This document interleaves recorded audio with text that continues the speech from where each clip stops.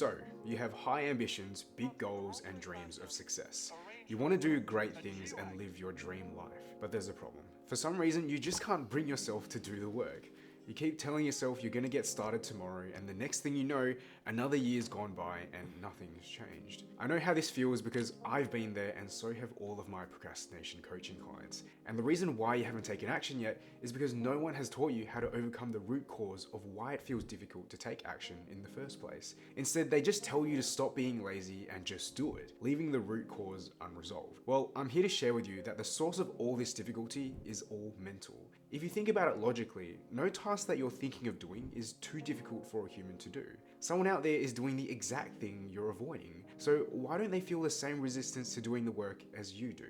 Well, I'm going to introduce the 4 mental roadblocks that stops us from taking action and how to overcome them, so you can finally start taking action on your goals. The first mental roadblock is what I call relativity. Imagine yourself in a room and all you had was a book and your phone. Maybe you might start reading the book, but after a while you take a break and start playing with your phone. The phone is easy and it's fun. You barely have to put in any effort, yet you get all this sense of reward. But after a while, your brain starts learning this behavioral pattern. It starts to question why you would do things like read a book, which requires a lot of work and not much enjoyment, when you can do easier and funner things like scrolling your phone. And so from then on, no matter what you do, your brain keeps drawing you towards the phone rather than the book. The key takeaway here is that our rewards are relative. If we surround ourselves in an environment with scrolling, binge watching TV, etc., you're going to find it incredibly difficult to pick up a book and do the work because your brain senses there are easier and funner things to do. So the thing that makes the biggest impact for all my clients is completely eliminating this instant gratification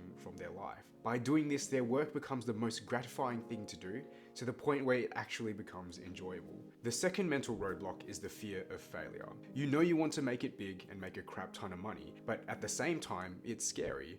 You know this is difficult and this might take years worth of effort and there's no certainty that you'll succeed. This is why you get this feeling of overwhelm and difficulty. It's your brain stopping you from investing any effort because it's trying to protect you from wasting your time. But now imagine if you knew that with 100% certainty that you'd succeed and that all you had to do was work 10,000 hours. You'd stop wasting your time and just start working. And so the trick that helps all my clients solve this is what I like to call the relatable hero. You want to find examples of people who've achieved exactly what you want to achieve and that have started from zero and didn't have any luck or help. They just worked hard. These people are living proof that if you work just as hard as them and that you learn the same things, that you can do it as well. And this is how our fear of failure starts to fade away. The third mental roadblock is what I like to call the fear of talent. Many of us tend to think that big feats of accomplishment require exceptional talent. When we see superstar singers, actors, or billionaires, we tend to think that there's some type of natural gift that makes them perform better and that's why they're successful. And when we see our lack of accomplishment, this makes us question whether we have what it takes to succeed as well. And the moment that worry kicks in, our brain shuts us down because it's worried that we're wasting our effort. So how do we overcome this? Well, it's about realizing that there's a formula to getting anything you want in life. If you want to sell things, you need to learn how to sell. If you want to gain followers on social media, you need to know what makes a good social media post. If you want to make a good product, you need to learn the art of product development. It's not about luck or talent. If you understand the formula, then you understand how to succeed. And it's also about realizing there's nothing out there you're not capable of learning to do if you give yourself enough time. So ask yourself these 2 questions. 1. Even if natural talent does exist, if you dedicated enough time to learning, would you get good enough to do it as well? And 2, are there people without natural talent that have succeeded in achieving your goal? Because if they have, then you know that natural talent isn't something that's needed to do well, and that mental roadblock starts to disappear. The 4th mental roadblock is what I like to call hidden perfectionism.